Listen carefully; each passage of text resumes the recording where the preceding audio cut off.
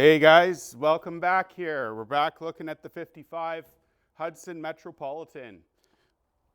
Little update for you here just on revival. So I got in the car after we fixed out the fuel pump on this car. Works now great. And pumping the brakes straight to the floor. Checked out the master cylinder levels in this. They were right down. So topped them up. Was able to build a little bit of brake pressure, but nothing really good. So I jacked the car up, got it on some jack stands, pulled all the wheels off of the car, just kind of gave it a quick inspection, and then pulled off the drums on the car. Turned out all of the drums, or all of the wheel cylinders on this car are leaking.